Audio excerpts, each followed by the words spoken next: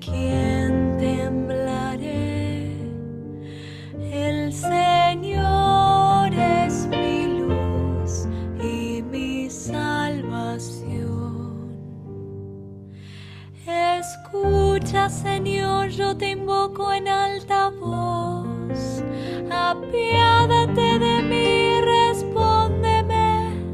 Mi corazón sabe que dijiste: busquen mi rostro. El Señor es mi luz y mi salvación. Yo busco tu rostro, Señor, no lo apartes de mí. No alejes con ira tu servidor. Tú que eres mi ayuda, no me dejes ni me abandones, mi Dios y mi Salvador. El Señor es mi luz y mi salvación. Yo creo que contemplaré la bondad del Señor en la tierra de los vivientes. Espera en el Señor y sé fuerte. Ten valor y espera en el Señor.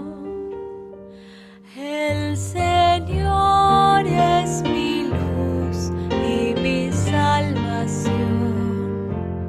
El Señor es mi luz y mi salvación.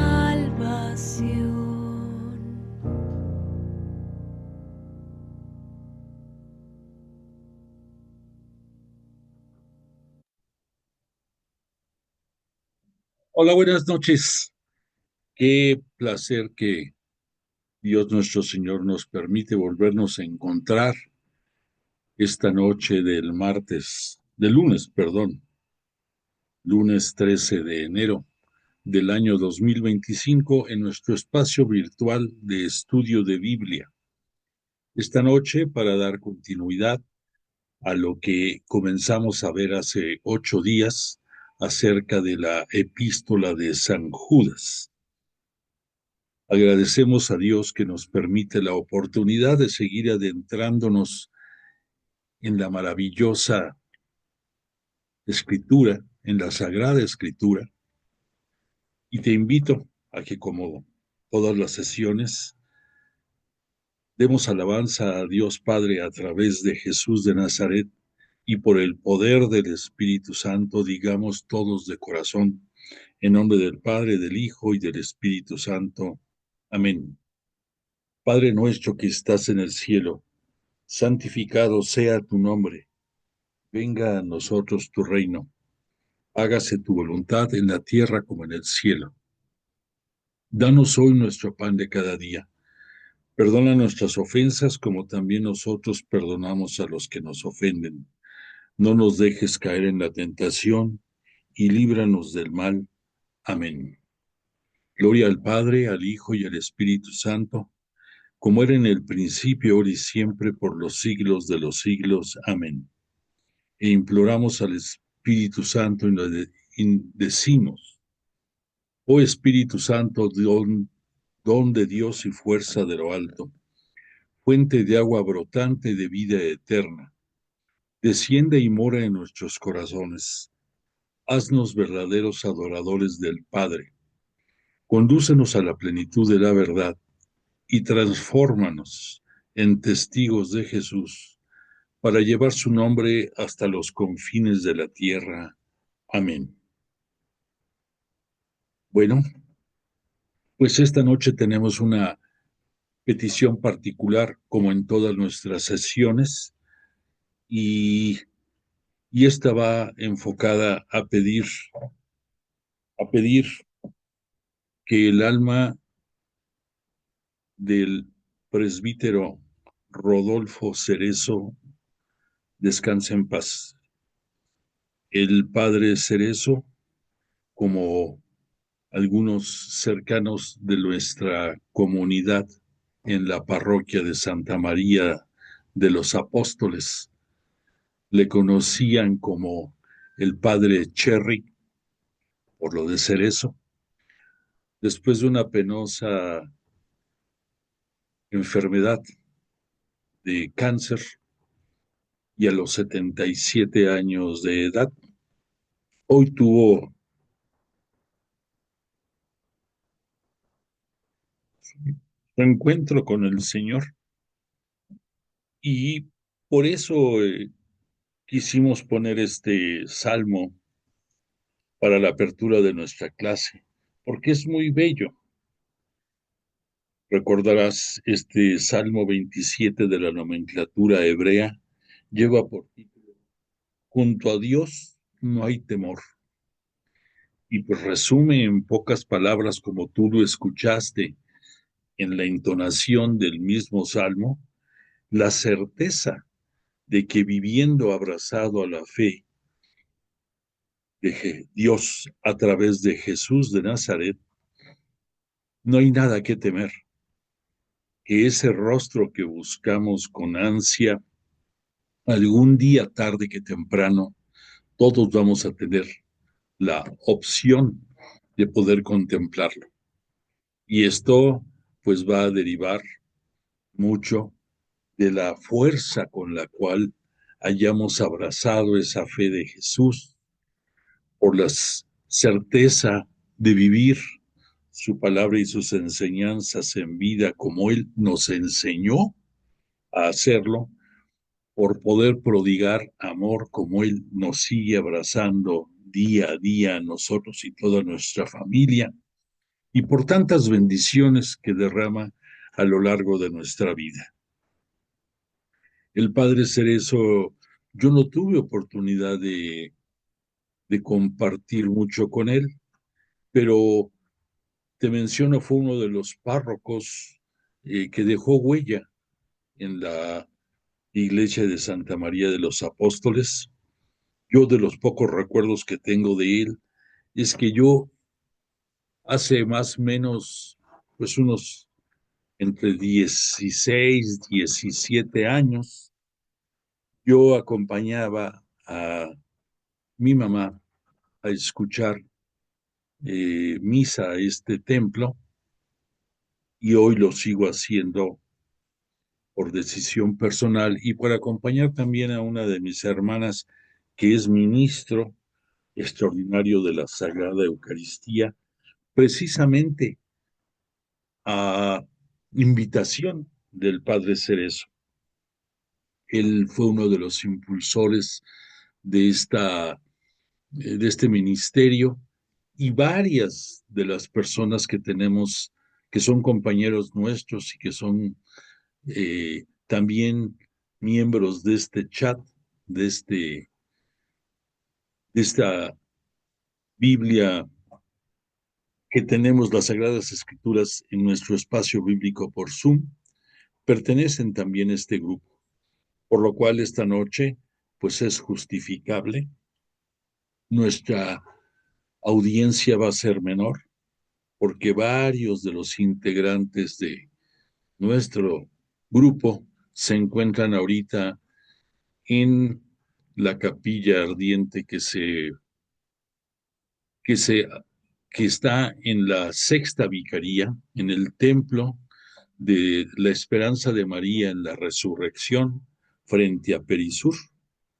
Y precisamente ahorita a las 8 de la noche iba a ser la misa de cuerpo presente, la cual iba a ser concelebrada por muchísimos sacerdotes y presidida por el excelentísimo Monseñor Pérez Raigosa, que además de ser un cercano a muchos sacerdotes de la vicaría y en realidad de toda la arquidiócesis primada, es también el director, el rector del seminario mayor de la arquidiócesis, es el seminario aquí de la calle de Tlalpan.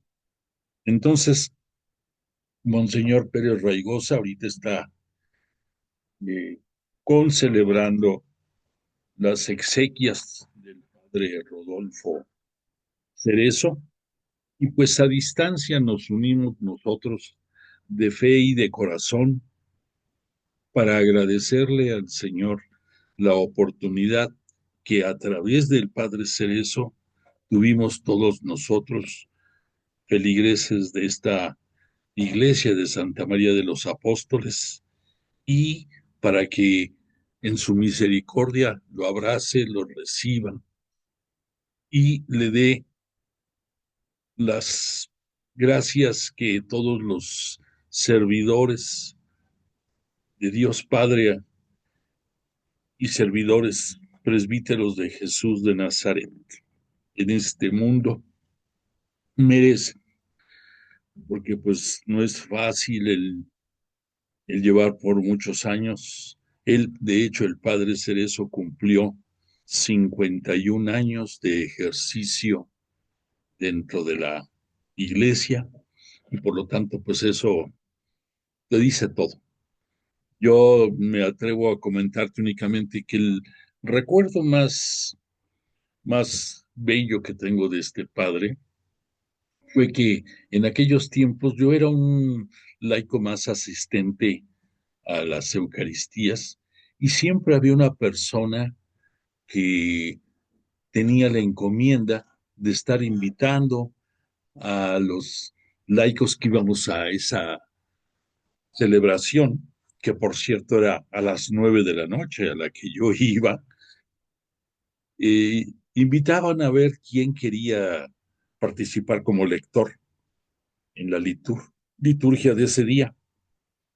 Y hubo una ocasión en que el padre Cerezo, él celebraba la Eucaristía, yo pues hice la lectura, creo que si no me equivoco fue la segunda lectura y me tocó una epístola de San Pablo, no recuerdo exactamente cuál, pero después de que terminó esa celebración, el padre le preguntó a la persona que convocaba a los lectores, dijo, ¿quién es este señor?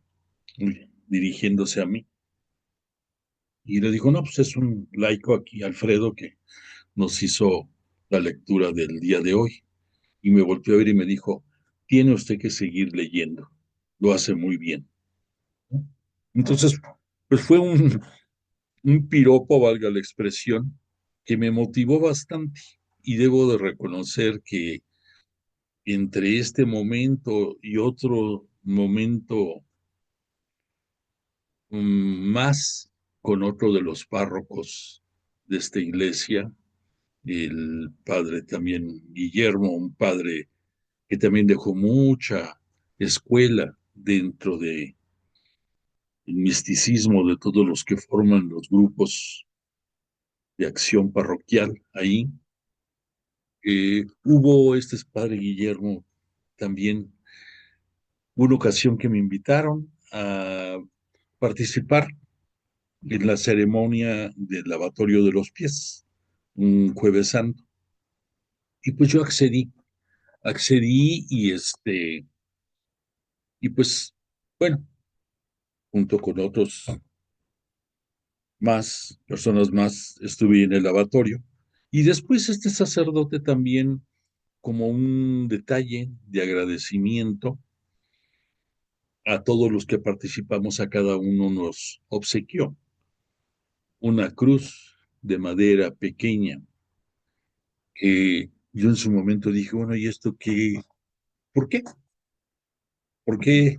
Pues mira, ese por qué lo vine a entender varios años después, porque gracias a ese momento vivido, fue lo que me motivó a mí a buscar en dónde poder estudiar la palabra de Dios. Y ese detalle, fue el que me llevó al Instituto de Pastoral Bíblica Salvador Carrillo Alday. Te estoy hablando de esto mil, del año 2017, perdón, 2017. O sea, ya pasaron 7 años y fracción. Este año, si Dios lo permite, en el segundo semestre de este año cumpliré 8 años de estar estudiando Biblia allá en este instituto. Pero entonces, para mí tiene una connotación muy especial, tanto el comentario que este padre Cerezo hizo de la lectura que hice y también la entrega de ese crucifijo que me obsequió el padre Guillermo. Eh, Después, un tiempo después, el padre Guillermo vino a quedarse en lugar del padre Cerezo, precisamente como párroco. Bueno, pues eso me cambió mucho las circunstancias y me cambió mucho el enfoque de lo que debo yo de hacer. Y me parece correcto que para acabarte pues ahora sí, de redondear esta historia, te haga partícipe a ti de un bello momento que como tercer tiempo de esta historia pude vivir en el mes de diciembre del año pasado.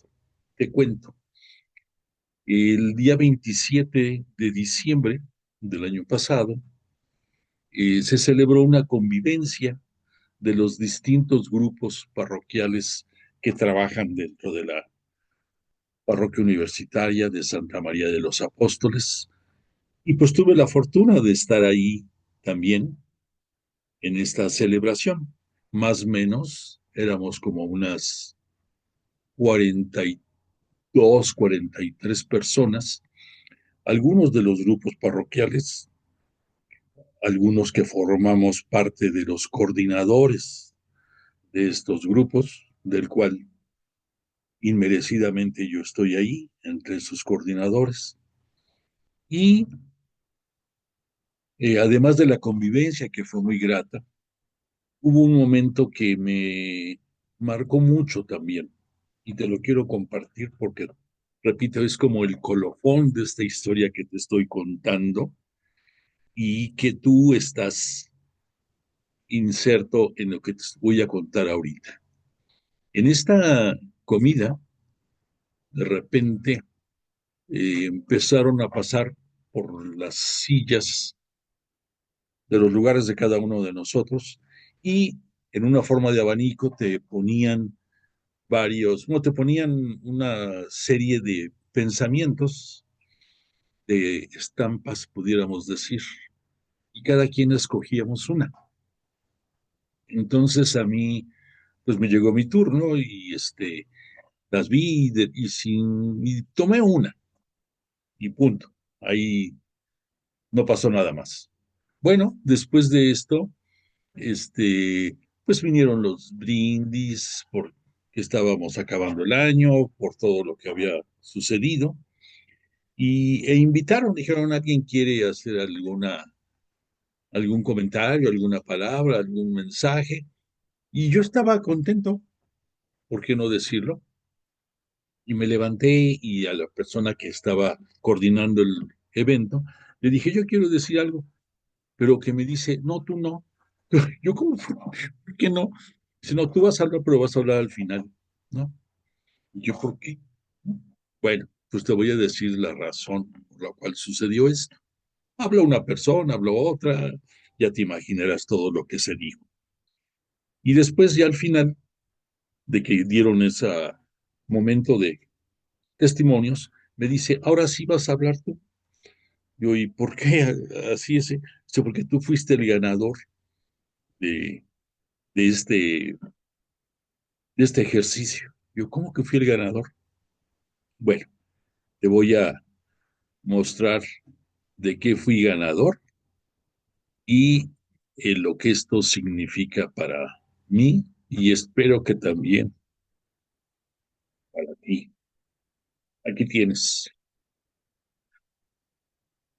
Cuando el pensamiento que ves aquí en la parte alta es el que yo escogí y lo que ves, la figurita del niño Dios en medio de virutas, es un pequeño, que de hecho aquí lo tengo a partir de ese día que se pudo.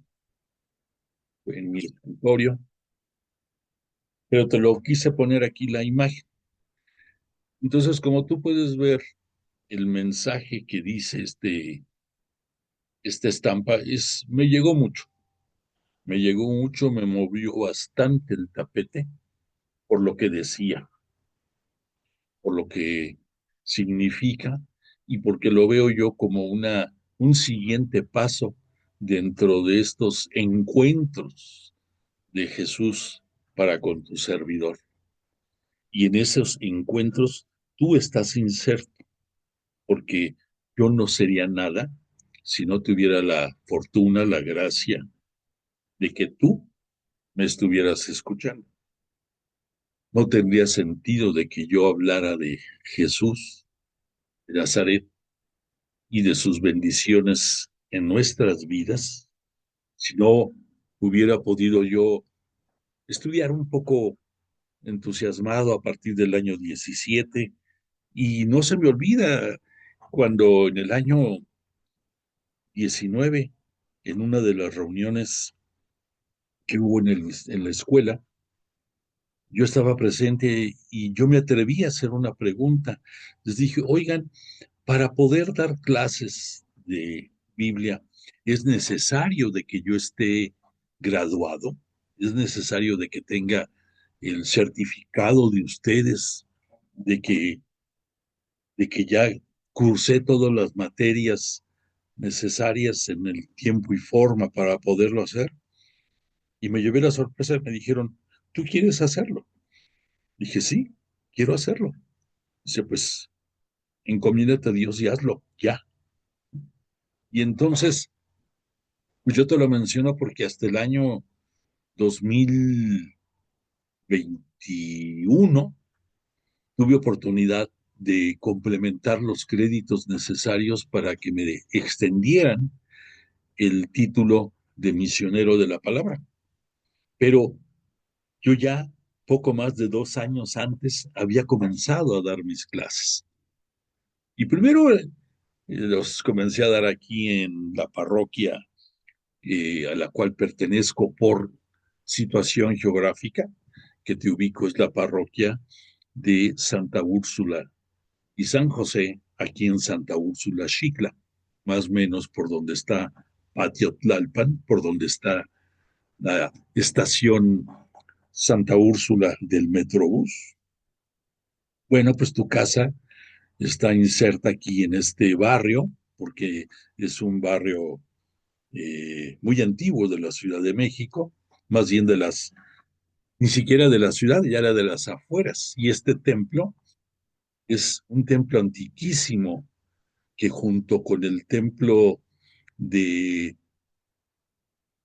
de aquí del centro de Tlalpan, de San Agustín de las Cuevas, ya casi, casi están arañando los 500 años de haber sido edificados. Entonces, esa es la parroquia que por situación geográfica me corresponde a mí, por situación afectiva y por encontrar oportunidad de desarrollo, estoy en la de Santa María de los Apóstoles. Y pues en ambas la liga que nos une es el Instituto de Pastoral Bíblica Salvador Carrillo Alday.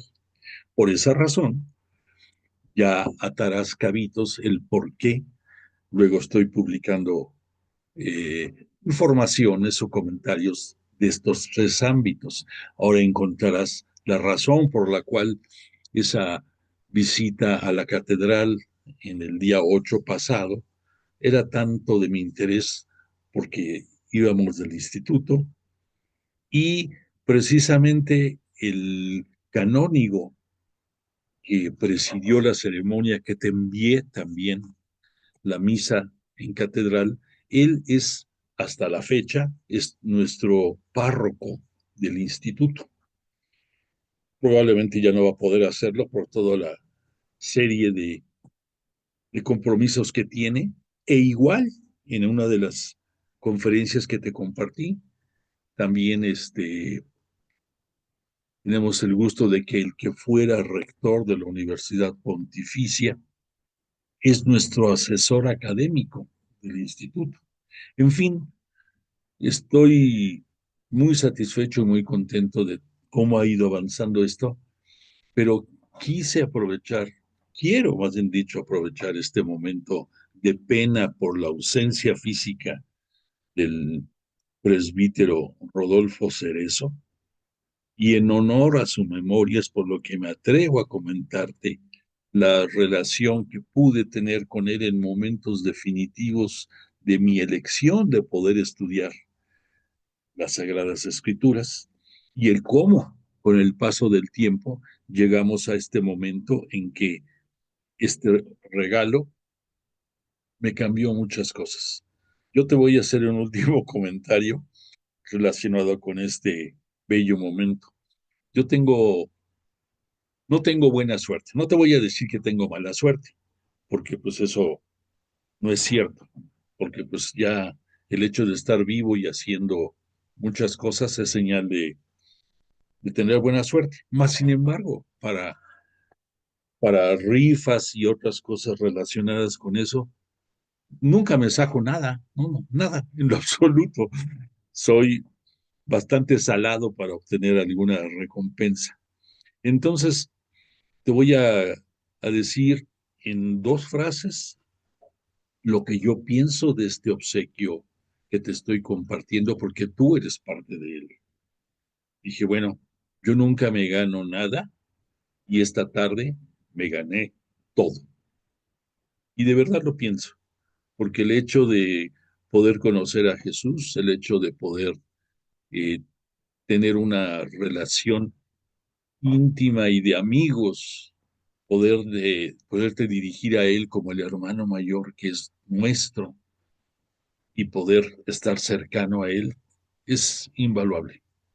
Y por otra parte, el hecho de compartir su vida, sus enseñanzas, su palabra, no tiene precio.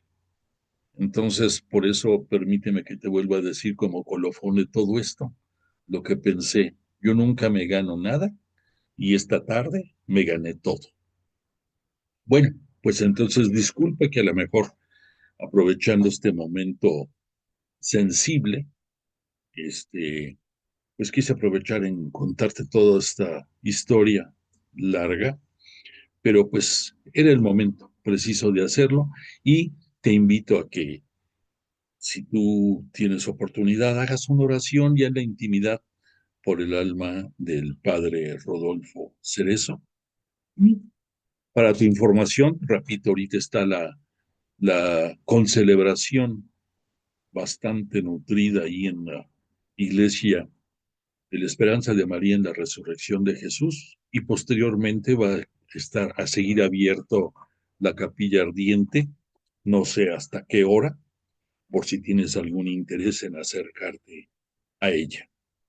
Bueno, pues dicho todo lo anterior, agradezco tu comprensión a lo que hemos estado diciendo. Y ahora, pues ya tratando de redondear y de terminar nuestro estudio de la epístola de San Judas, eh, te quiero nada más para manera de ubicarnos, recordar que esta epístola de San Judas, en la clase pasada hablamos mucho acerca de la personalidad de San Judas, la relación de parentesco que tuvo con Jesús de Nazaret. Y te recuerdo que por ser este San Judas hijo de Alfeo, que era pariente muy cercano de San José, y porque este pariente cercano a Alfeo estuvo casado también con una de las hermanas de la Virgen María, el parentesco era muy sólido y muy fuerte con Jesús de Nazaret. Sin embargo, por las costumbres que había, este Judas siempre se presentaba como hermano de Santiago. Ya te comenté que uno de los motivos por los cuales se presta a que él se presentara así es porque obvio no quería que lo confundieran con Judas Iscariote, el traidor que entregó a Jesús por unas monedas de plata. Bueno, entonces, el otro comentario que te decía que en las imágenes de San Judas tú ves que trae una especie de medallón en las cuales está la imagen que se presume era de Jesús de Nazaret. Y esto era porque por la cercanía consanguínea era tanto el parentesco de Judas con Jesús de Nazaret que él se atrevía a aportar una, una imagen. Bueno, y esto es lo que nos dice la tradición. Vete a saber a la hora de la hora, pues como la tradición va pasando de boca en boca, de generación en generación, suponemos que así fue, que este Judas portaba ese medallón. A lo mejor no fue, pero la representación actual que tenemos de él, de este santo, es de que trae su medallón para que la gente vea que además de que es fiel a la palabra de Jesús, también pues había un parentesco físico bastante notorio entre Jesús de Nazaret y Judas.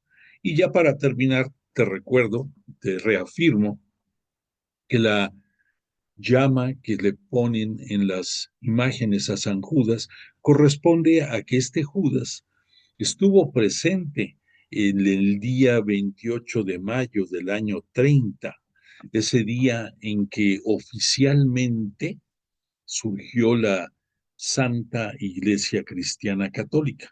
Recordemos que Jesús, dentro de los episodios de su pasión, concretamente en la cena que para nosotros decimos del Jueves Santo, además de instituir la Sagrada Eucaristía y el orden sacerdotal, además de eso, pues fue el nacimiento de la iglesia, el nacimiento por la decisión de Jesús. Sin embargo, para efectos prácticos consideramos la fecha del domingo 28 de mayo del año 30 como el nacimiento oficial. Y has de decir tú, bueno, ¿y esa precisión de dónde salió? Bueno, pues de acuerdo a los estudios de los exégetas que mm, se han adentrado mucho en el estudio de las fechas y de las discrepancias entre el calendario juliano que se manejaba en aquella época y su correlación con otros calendarios como el gregoriano, que posteriormente existió, han ido puliendo fechas de acuerdo a muchos estudios y acontecimientos. Y por esa razón hay bastante certeza, pero no deja de ser una hipótesis para muchos que puede ser, o tal vez no puede ser, pero esa fecha del domingo 28 de mayo del año 30 se considera bastante probable de que fue ese día el día de Pentecostés. Y ese día fue cuando Jesús ya una vez glorificado a la derecha de Dios Padre y habiendo recibido más Espíritu Santo de parte de Dios Padre en en reconocimiento a la gran labor que había hecho aquí en la tierra en los tiempos de la plenitud, cuando se inauguró los tiempos de la plenitud, que recordemos, esos nacen con la encarnación de Jesús en el virginal seno de María, la siempre Virgen María, Madre de Jesús, y por misericordia de Él, Madre también nuestra, ahí comienza la plenitud. Y entonces Jesús, en toda su magistral carrera, en su ministerio público, en su enseñanza acerca de darnos a conocer la palabra, que es el reino de Dios, el reino de los cielos futuro, y cómo vivirlo y cómo participar de él desde aquí, desde la tierra, pues como recompensa recibió, además de que Dios Padre lo hace ya no solamente el rey de esta tierra, que para él fue hecha la creación, lo expande a ser rey del universo. Y él, pues ese Espíritu Santo le pide a su Padre que lo derrame sobre sus apóstoles ese día. ¿Y por qué pide que se lo derramen? Pues porque ya nosotros hemos ido estudiando poco a poco y sabemos perfectamente que independientemente de la fe y de la certeza que sus apóstoles tuvieran en la persona de Jesús, su inteligencia no les daba ni a ellos ni a nosotros nos da para comprender tantos aspectos importantes y trascendentales en la vida del ministerio público de Jesús. Si no fuera por el Espíritu Santo, por ese segundo paráclito, porque el primero, recuerda que fue el propio Jesús de Nazaret.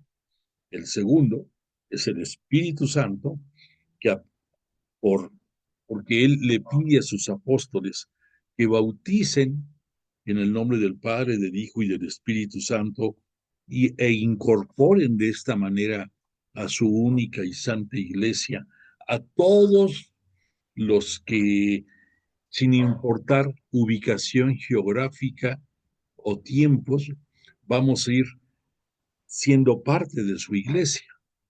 Entonces, pues de ahí viene tantas cosas. Es hermoso pensar, tomando en consideración la reflexión de la festividad del domingo pasado, de la Epifanía del Señor, que el significado profundo de esa Epifanía del Señor es el reconocimiento de los paganos sobre la mesianidad de Jesús.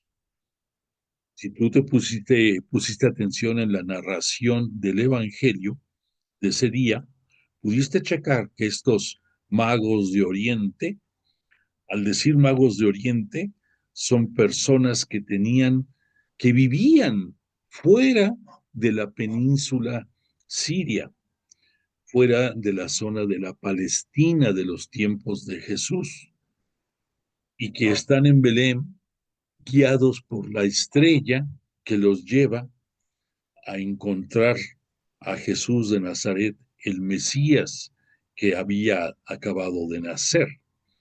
Y entonces los magos de Oriente, pues es la representación de que grandes personajes paganos reconocen la mesianidad de Jesús, que Él es el Cristo, Él es el Salvador que nació. De ahí la importancia de este momento.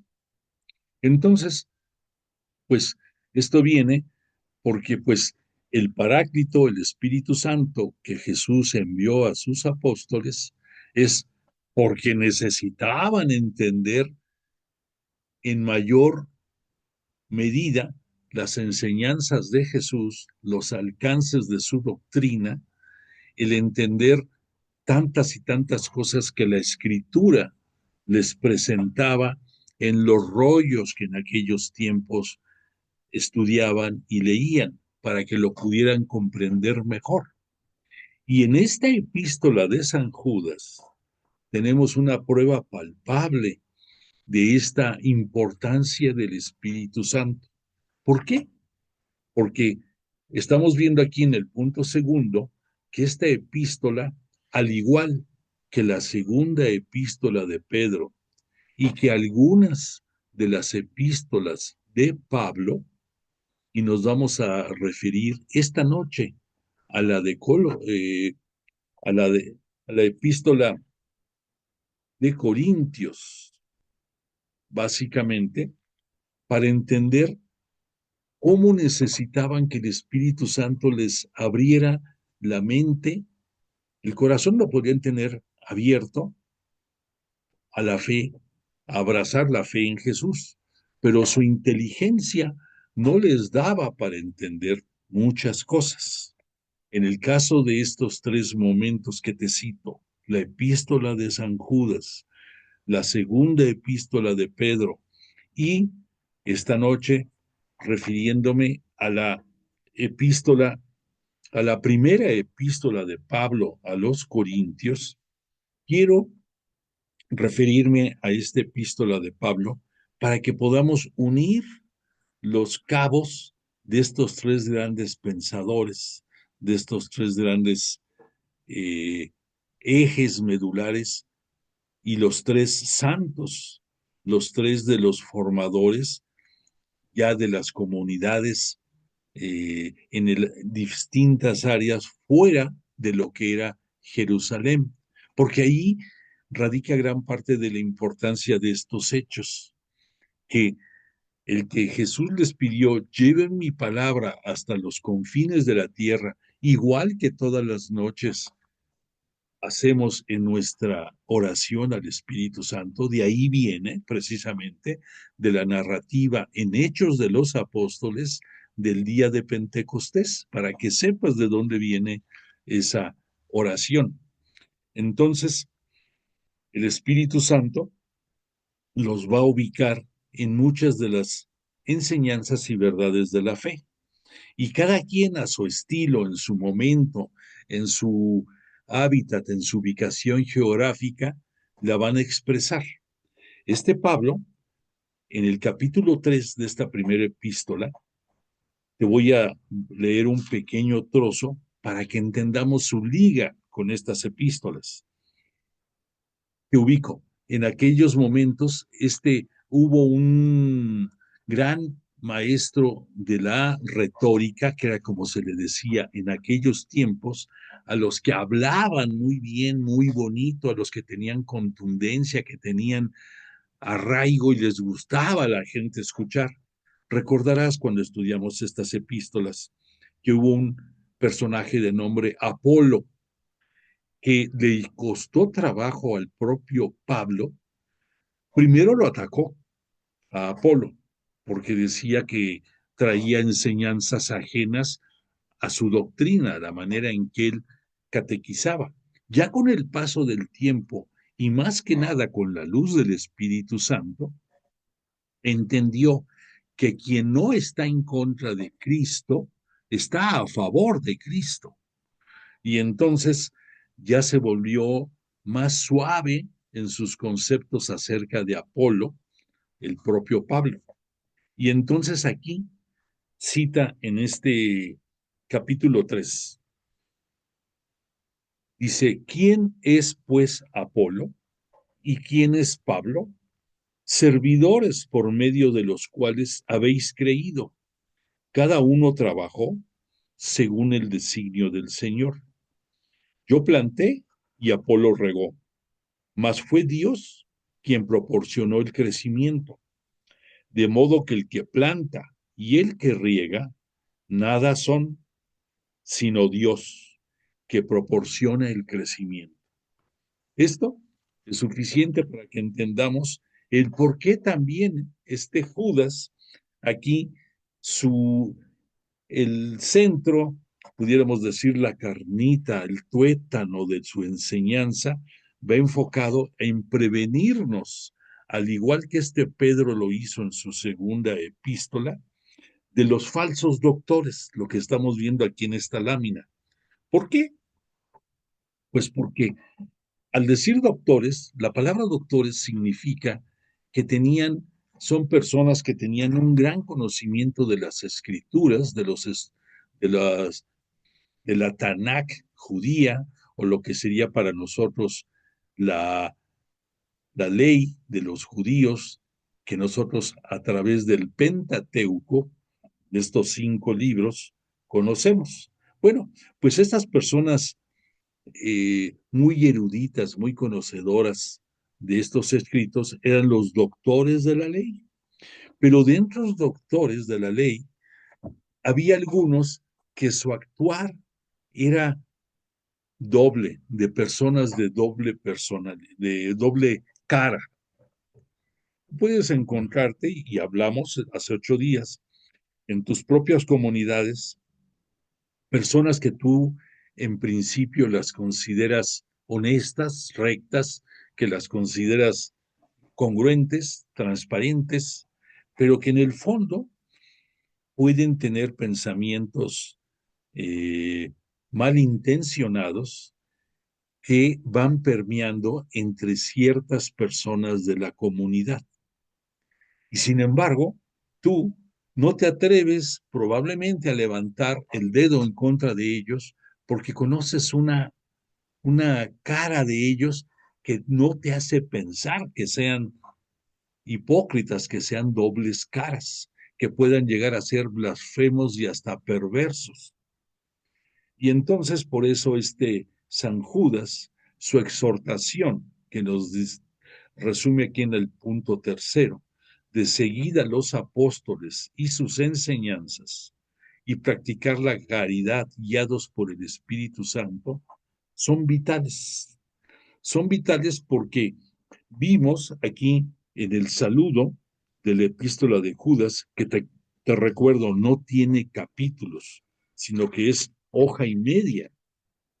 El saludo encierra toda la intención de su enseñanza, porque dijo Judas, siervo de Jesucristo, hermano de Santiago, como se presentaba, a los que han sido llamados y amados, dos, dos palabras claves, llamados, que te llamó o que se te apareció la verdad, y amados, porque por el amor que Jesús nos tiene a todos nosotros, entregó su vida para la remisión de nuestros pecados.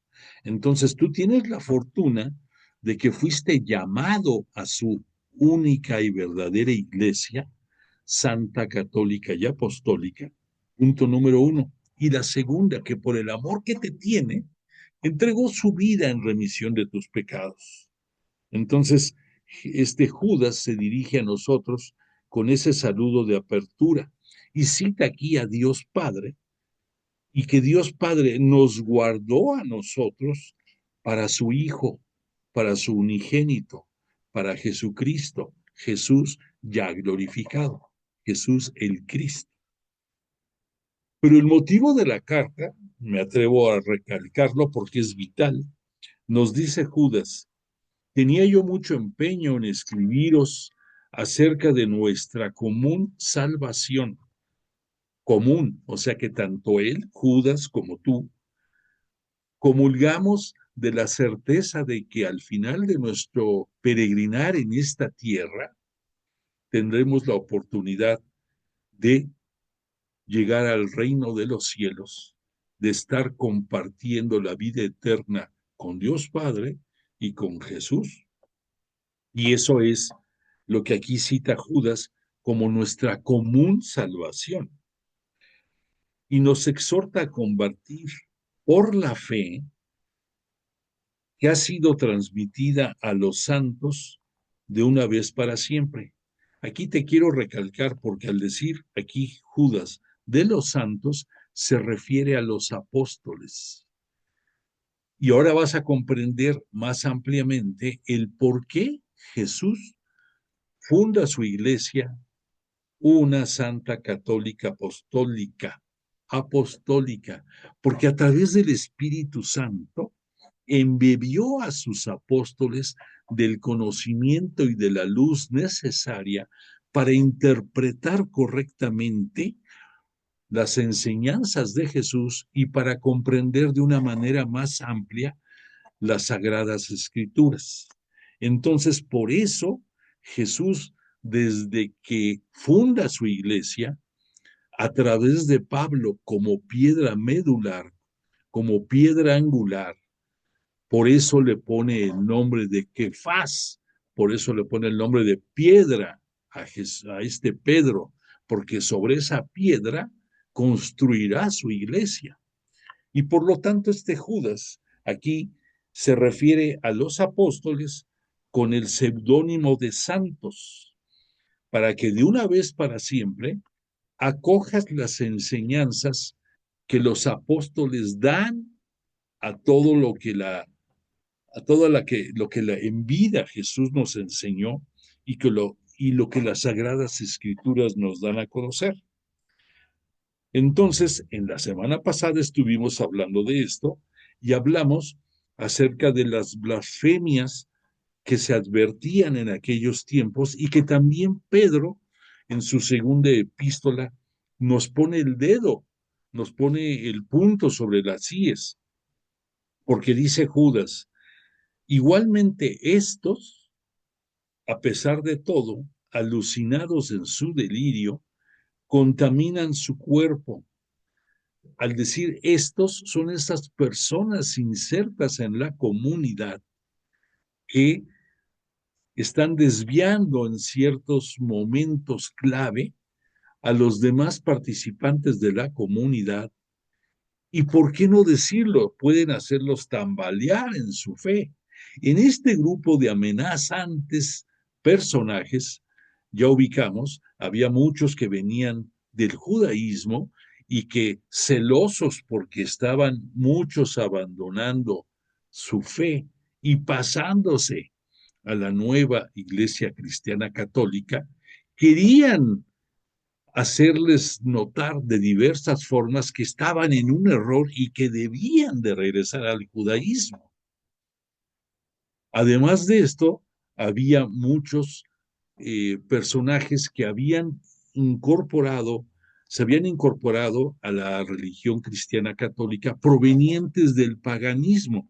Y al decir paganismo, debemos de identificar dos vertientes muy peligrosas. Una, los paganos que venían de la idolatría de muchas civilizaciones y pueblos distantes a lo que era la tierra de Israel, como pudiéramos decir mesopotámicos, fenicios, persas, muchos de Oriente, algunos de otras latitudes, que, acostumbrados a rendir culto a ídolos, pues traían, traían costumbres que contaminaban la iglesia. Por otra parte, además de que te decía de los judaizantes, que había muchos problemas con sus costumbres alimenticias y con ciertas tradiciones de ellos propias, como pudiéramos ubicar la circuncisión, que ya nos quedó claro que después de todos estos primeros tiempos va a quedar claro de que no era fuerza, que para poder entrar a la Iglesia Cristiana Católica tenías que haber entrado primero al judaísmo. Pero todos estos momentos son momentos, pudiéramos decir, de luz y sombra, de claros oscuros dentro de las comunidades, y que eso causó muchos estragos, muchas dudas, causó muchas divisiones y que costó mucho trabajo para los apóstoles el mantener a flote la barca. Por esa razón, ahora también entenderás el por qué en esta misma semana que nos tocó ver la pericopa, el episodio de cuando Jesús camina sobre las aguas y llega con ellos a la barca, ¿por qué esa barca desde entonces simboliza la iglesia? Porque está al asedio de muchas personas, de muchas tendencias, de muchos momentos, de muchos hasta modas, ¿por qué no decirlo?, que la amenazan. Y por eso vas a entender ahorita mejor el por qué el símbolo de este año jubilar, de este año santo, es una barca con 4 personas a bordo, y que el que predomina al frente es el color verde, porque el color verde es el color de la esperanza, y es la esperanza la que nos une a todos nosotros en poder celebrar más dignamente este año santo y el aprovechar todos los regalos que, a través de observarla y de vivirla, este año jubilar podemos tener. Es una bendición inaudita que definitivamente tienes que aprovechar, porque lo más probable es que, a menos que me equivoque, pero quizás todos los que formamos este grupo sea el último año santo que vivamos, porque de aquí a 25 años, pues Está un poquito difícil de que todo mundo estemos, algunos quizás tengan la suerte, pero ¿por qué dejar, ahora sí, por qué dejar para mañana las bendiciones que puedes tener hoy? Por lo tanto, haciendo un paréntesis, vive intensamente este año santo, disfruta los beneficios que por misericordia Jesús nos ofrece y transforma tu vida y vívela cada día más apegado a las enseñanzas de Cristo Jesús, nuestro Señor y guía, y soportados por su Espíritu Santo y por escucharle y por vivir todas sus enseñanzas, ten la certeza de que el día definitivo de nuestro encuentro con la posteridad vamos a estar acompañados de Jesús y contemplando la gloria de Dios Padre. Bueno, entonces todo esto viene porque estas personas son blasfemas y perversas. Voy a leerte lo que dice San Judas refiriéndose a esto que ya no lo vimos la clase pasada. Pon atención, dice, ay de ellos, se refiere a esos blasfemos y perversos, que han imitado la conducta de Caín, que por dinero han abandonado al descarrío de Balaam y han perecido en la rebelión de Coré. Te explico esto porque está muy fuerte la narrativa y como que nos quedamos patinando. Bueno, ¿qué está diciendo San Judas? Por un lado, te cito, desde el Génesis tú te pones a leer y derivado de Caín, de ese episodio en que Caín mata a su hermano Abel, de ahí podemos deducir dos grandes eh, dos grandes eventos. El primero, y que se va a repetir muchas veces en la Sagrada Escritura, que en los designios divinos no todo es como mucha gente cree debiera de ser. Esto va porque este Caín fue el primogénito de Adán y Eva, y Abel fue el hijo segundo, por un lado. Por otra parte, una de las potestades del hijo primogénito dentro del judaísmo, que claro, en este tiempo todavía no existe el judaísmo, pero para configurar la forma de pensar, es que el primogénito recibe mayores bendiciones y mayores beneficios que el resto de los hermanos. Entonces, sabemos perfectamente que Dios escribe derecho sobre renglones torcidos. Y este Caín, que se dedicaba a la horticultura, y Abel, que se dedicaba al pastoreo, se dedicaba a crear animales, en cierto momento nos dice el Génesis que hacen cada quien por su lado una ofrenda a Dios. Y que Dios le agrada más, según la descripción del Génesis, la ofrenda de Abel. Por lo tanto, punto número uno, este Caín, por soberbia, por envidia, por un lado, no entiende el por qué Dios prefiera a su hermano menor. Y por otra parte, tampoco entiende el por qué su ofrenda sea más grata a Dios. Por lo tanto, dentro de esa soberbia, envidia, y llámale todo lo que quieras, es de donde le viene a este Caín el deseo y el cumplimiento de darle muerte a su hermano. Ahí yo creo que se perfiló lo que viene siendo la gran diferencia entre un pecado normal y un pecado mortal. Cuando este Caín armó perfectamente la estrategia para matar a su hermano, ok, pues tiene más agravantes que el que hubiera sido que, ay, se le cayó una piedra y le dio muerte, no sé, llámale como sea, pero cuando hay la alevosía, premeditación y ventaja en hacer una acción, de ahí estriba la gran diferencia entre lo que ahora nosotros conocemos como un pecado venial y un pecado mortal. De ahí viene, fíjate, desde principios de la creación.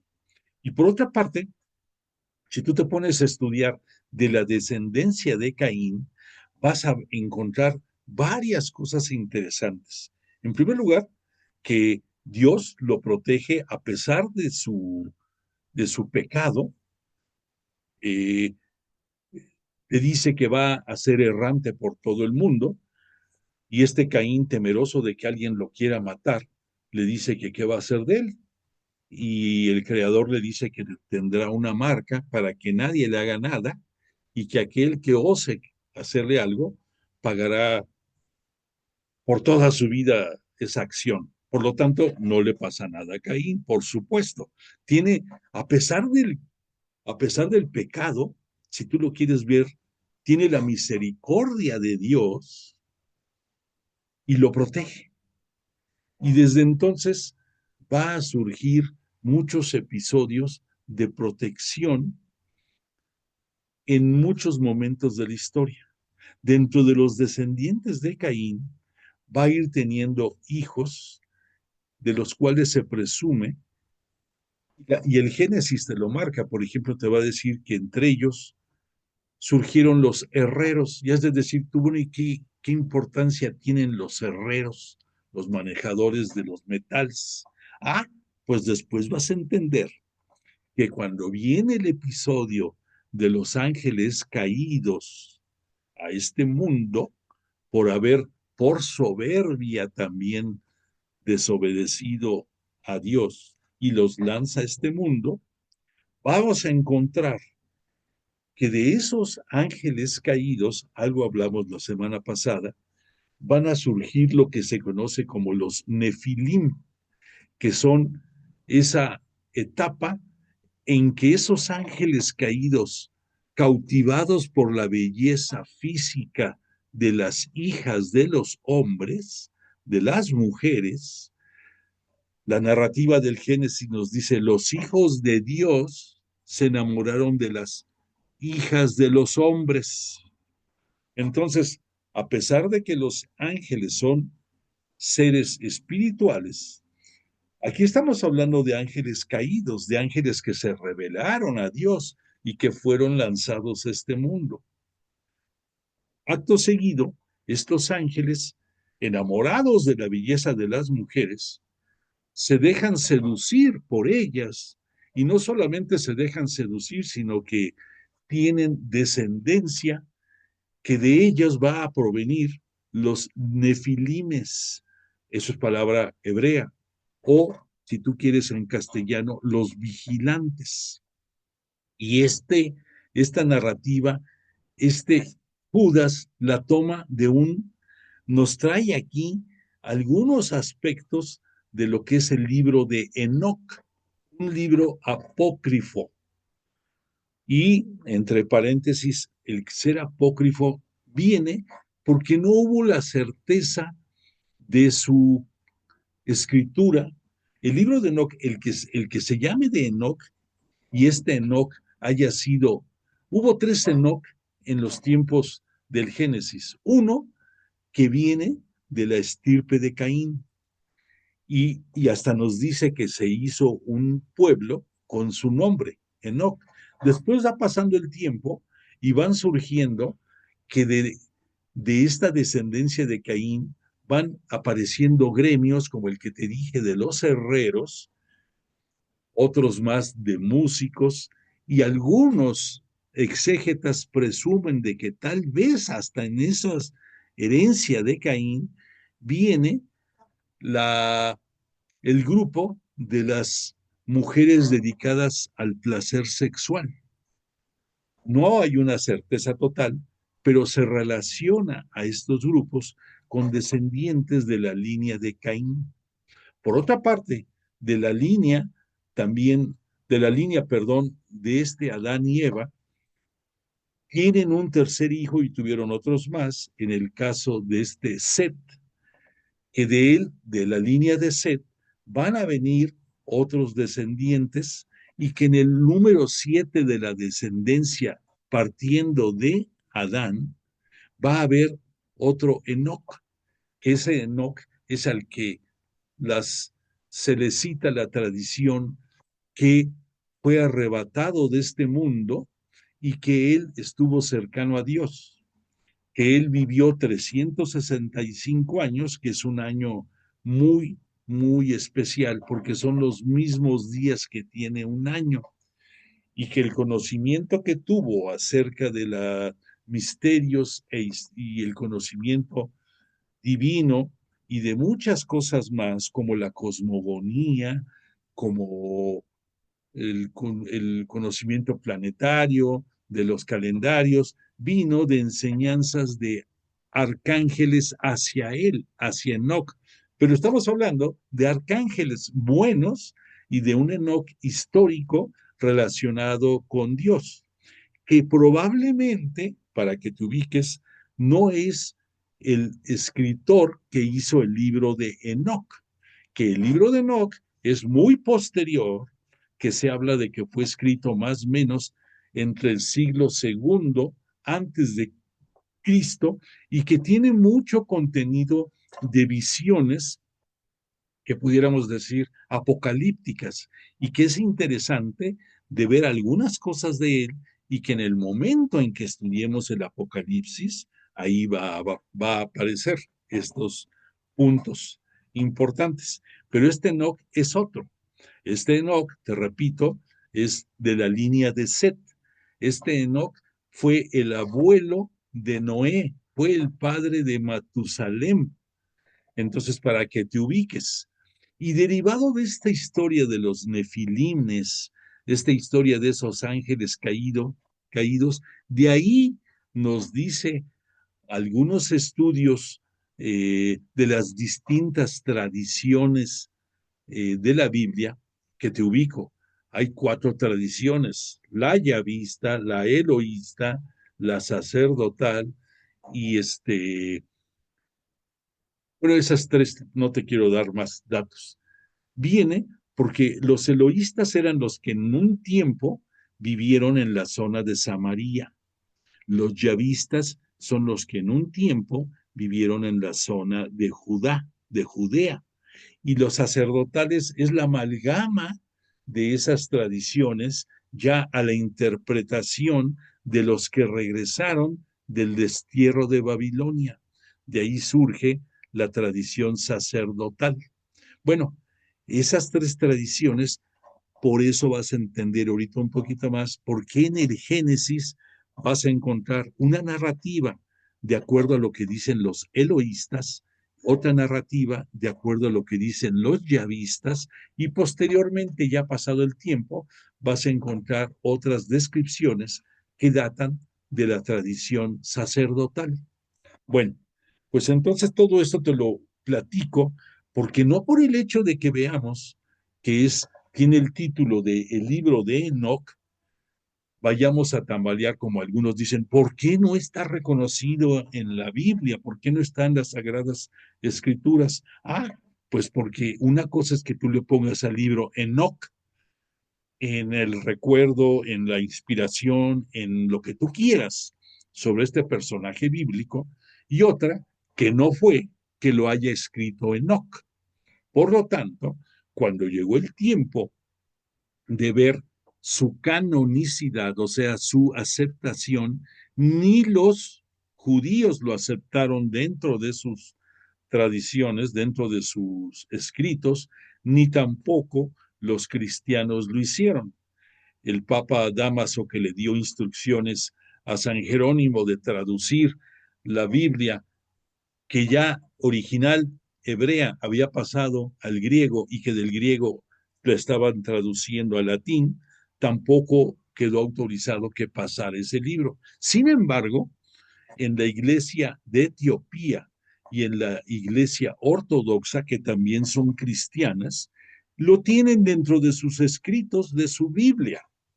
Entonces, yo todo esto te lo comento para que no te confundas, que sepas cuál es la razón por la cual no está dentro de la canonicidad de nuestra Biblia, pero eso no le quita que algunas tradiciones y luces que aporta ese libro puedan ser de interés para entender ciertos momentos de la Biblia. Judas no solamente tocó el libro de Enoch, tocó otro libro apócrifo que es en el que nos hablan de que el demonio y San Miguel se están peleando por el cuerpo de Moisés cuando murió.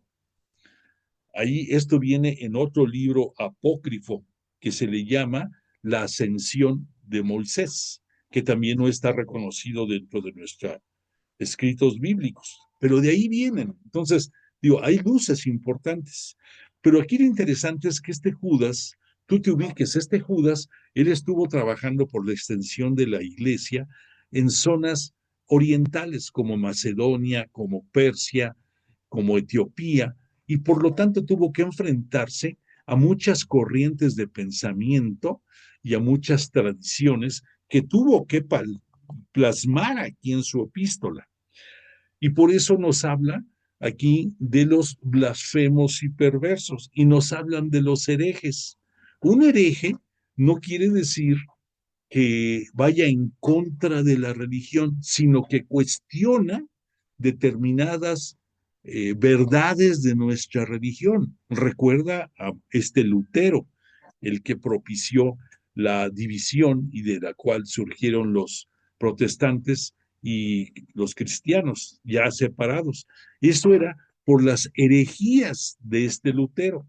Lutero no estaba en contra del cristianismo, ni tampoco en contra de la escritura.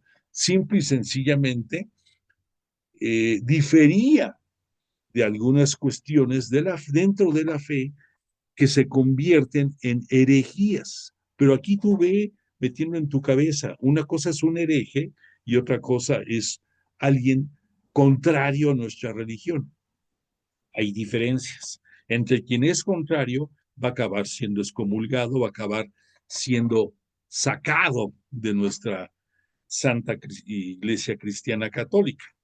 Pero hay herejes, y sigue habiendo herejes, dentro de nuestra propia religión, dentro de nuestro mismo clero, probablemente eh, Vaticano, en fin, que son herejes, que son perversos, que son blasfemos, y sin embargo, como Jesús nos dijo, nos enseñó, hay que permitir que la cizaña y el trigo vayan creciendo, para que llegado el tiempo propicio se pueda quitar la cizaña, hacer las gavillas, hacer los amarres y lanzarlas al fuego eterno, y que el trigo quede salvado.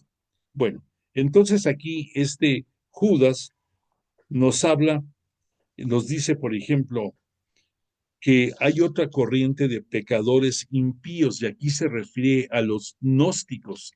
Recordemos que los gnósticos es esa corriente de pensamiento filosófica surgida más o menos 2 siglos antes del nacimiento de Cristo, y ahí, entre otras particularidades, los gnósticos querían interpretar que por medio del conocimiento la propia persona podía encontrar la verdad, podía encontrar el bien mayor. Y esto pues es una aberración. Esto no puede ser que por tu lucidez filosófica tú digas soy poseedor de la verdad. Y esto eran las corrientes gnósticas que también amenazaban la iglesia. Por lo tanto, este Judas también nos las toca y, y nos pide que tengamos mucho cuidado.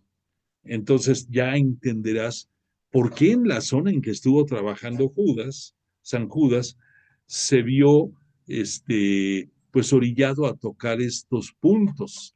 Aquí en esta lámina puedes, esto ya es otra, perdóname, otra epístola que nos toca para la siguiente semana. Bueno, entonces en esta lámina nos estamos centrando para entender el parentesco colateral entre la de Pedro y las de Pablo. Encontramos ya esas amenazas reconocidas que había que señalar. Por lo tanto, este Judas nos hace, ya para terminar, una exhortación a los fieles. Dice, la enseñanza a los apóstoles. Dice, en cambio vosotros, queridos, acordaos de las predicciones, perdóname, no predicaciones, de las predicciones de los apóstoles de nuestro Señor Jesucristo, o sea, las enseñanzas interpretadas por los apóstoles, que van a ser ese, ese, esa materia prima de lo que vamos a nosotros después a reconocer como el símbolo de los apóstoles, esas enseñanzas que quedaron amalgamadas en el credo de los apóstoles anterior y después ya con el paso del tiempo, cuando nació el credo niceno-constantinopolitano, que es el resultado de 3 diferentes concilios y la oración del credo derivada de estos estudios del magisterio de la iglesia. Pero antes de eso hubo un credo de los apóstoles, que es el que recitamos en las liturgias del tiempo, del tiempo preparatorio a la Semana Santa, del tiempo cuaresmal. Entonces, por eso aquí nos dice Judas que nos abracemos a las enseñanzas de las interpretaciones de los apóstoles. Todas estas verdades, muchas de ellas vinieron a pulirse y a refinarse en lo que se considera el concilio más importante de la Iglesia Cristiana Católica, que es el Concilio de Trento. En los concilios últimos, como el Vaticano I y el Vaticano II, que se llaman así porque los dos se celebraron ya dentro de lo que es la Basílica de San Pedro, dentro de lo que es el Vaticano, y con una diferencia casi de 100 años uno de otro, son también muy importantes porque se ha actualizado a los nuevos tiempos la Iglesia, pero en la esencia primigenia, en el contenido fuerte de las verdades aprobadas o ya aceptadas por la Iglesia, ninguno supera al Concilio de Trento en cuanto al número de dogmas y de verdades que quedaron ahí definidas. Bueno, entonces, pero todo esto aquí nos lo cita Judas, eh, invitándonos a estar alineados a los apóstoles de nuestro Señor Jesucristo. O sea, reconoce que los apóstoles son de Jesús y Jesús por su glorificación es Jesús nuestro Cristo y Señor, pero que debemos de seguir las interpretaciones que los apóstoles nos dan. Dice, ellos os decían, al final de los tiempos aparecerán hombres sarcásticos que vivirán según sus propias pasiones impías. ¿Los ubicas? Los tiempos últimos. Recuerda que los tiempos últimos van de la mano de lo que es la plenitud. Con Jesús de Nazaret, con su encarnación, con su vida en este mundo, con su glorificación y los tiempos que estamos viviendo los últimos tiempos. No podemos tener ninguna certeza de cuándo será el final de los tiempos, porque recordemos que eso es una verdad que solamente Dios Padre conoce. Pero lo que sí puedes estar seguro es que cada día falta un día menos para que esto se dé. No te angusties, no te sobresaltes, pero es la verdad, cada día falta un día menos. Bueno, entonces estas pasiones impías, dice Judas, son los que crean divisiones, pues llevan una vida solo natural sin tener el espíritu. ¿Cuál espíritu? Pues el Espíritu Santo. ¿Qué es lo que hace el Espíritu Santo?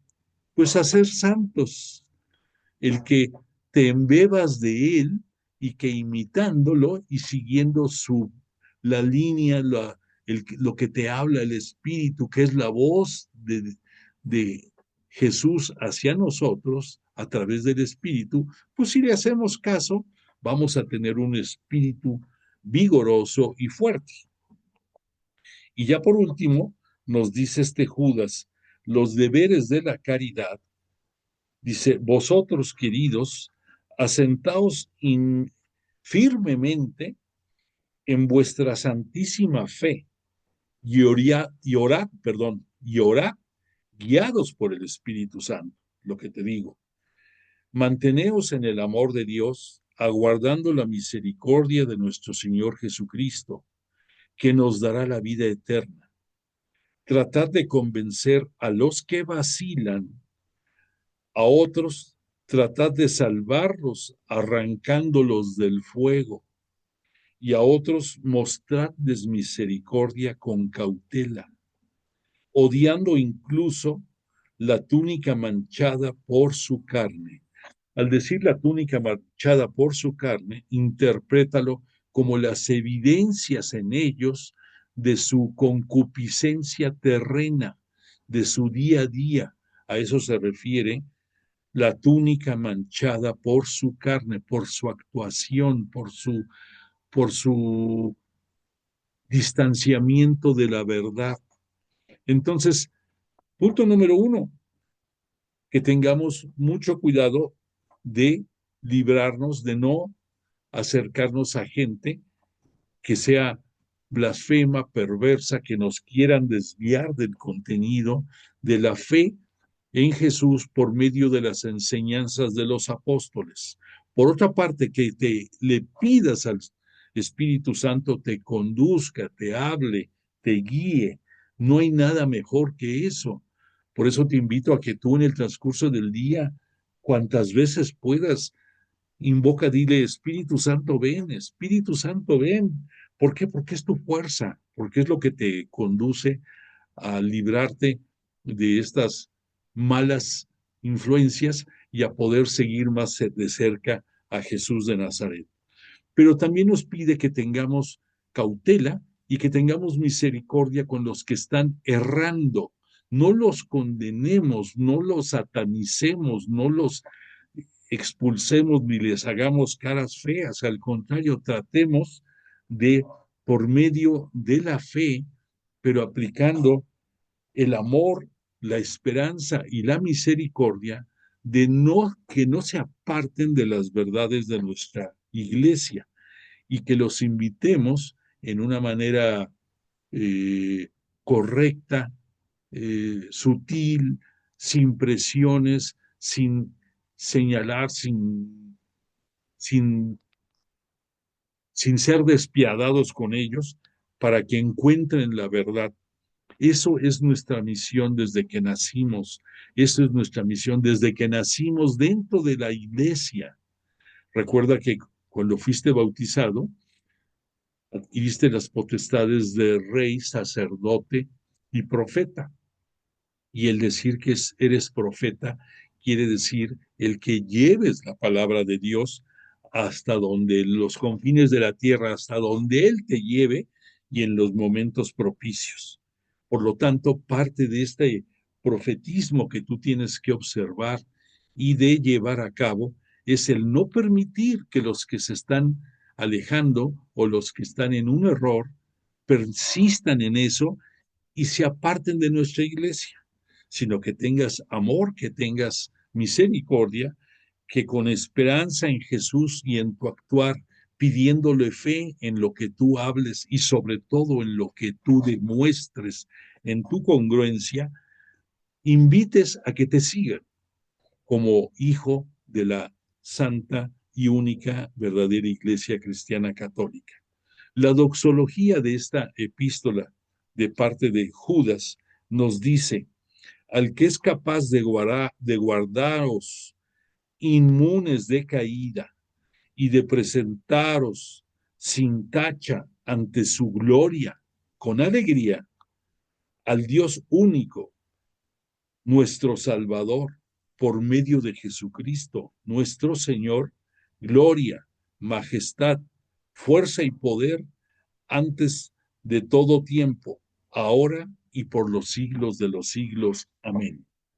Bueno, pues con esto cerramos este estudio de la epístola de San Judas. Espero que te haya abierto tu corazón y tu inteligencia a ver las cosas con más profundidad, agradecer el que podemos ser parte de esta iglesia cristiana católica fundada por Jesús de Nazaret, y le rogamos que nos mantenga firmes ante las embestidas de las tempestades en esta balsa sobre la cual tú, yo y todos los demás que conformamos su santa y única iglesia, surcamos por las aguas tempestuosas del mundo, del tiempo y de todos los que están en contra de la verdad, de la luz, que es Dios Padre, y a través de la enseñanza de Jesús en su ministerio público, el conocimiento de la palabra y de la luz que tú y yo gozamos por su misericordia.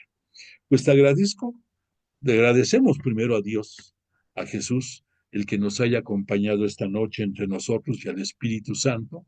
Te invito a que des constancia de tu presencia en esta sesión, que nos mandes un saludo y agradezco tu presencia. Agradezco y pues te invito a que, si Dios lo permite, nos veamos aquí el próximo lunes para continuar con el estudio de las epístolas de San Juan, últimas de las epístolas católicas, y ya vamos terminando del estudio de estas bellas epístolas. Agradezco tu presencia, deseo para ti salud, que tengas prosperidad tú y tu familia, que tus éxitos se traduzcan en que tus sueños vayan tomando forma, en que tus proyectos vayan volviéndose realidad, y agradezco sobre todo el que hayas permitido que te contara de ese regalo que eres tú para mí a través de Jesús de Nazaret, y te lo agradezco infinitamente. Te pongo la canción de cierre y deseo que tengas una feliz noche. Gracias por tu tiempo.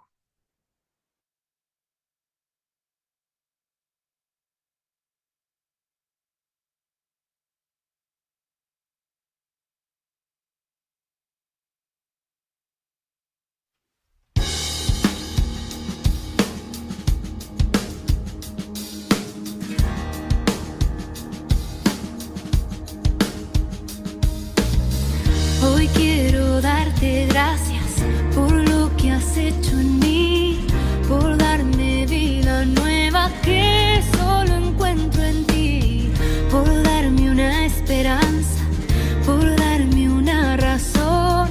Camino de tu mano, tuya soy, Señor. Gracias por darnos a María. Ella es estrella que nos guía. Gracias por cada Eucaristía, por entregarte cada día. Gracias, solo quiero darte gracias.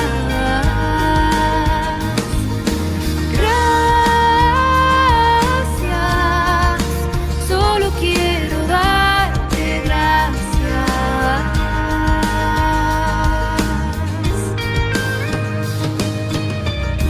Gracias, Señor, por ser mi guía, por el aire que respiro, porque puedo ver el día, por estar vivo y sentirte dentro mío, por saber que no estoy solo, por querer a mis hermanos, por mi familia y mi hogar, por la luz que has derramado.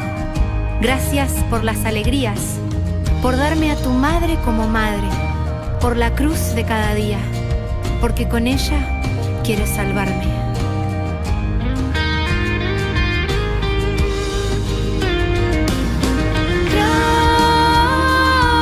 Gracias, solo quiero darte gracias.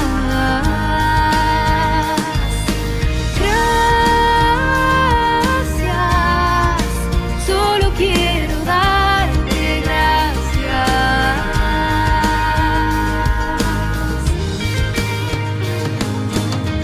Por tu amor y tu bondad, por demostrarme tu fidelidad, por cada nuevo día que siento junto a mí, tu presencia que me guía y renueva mi existir.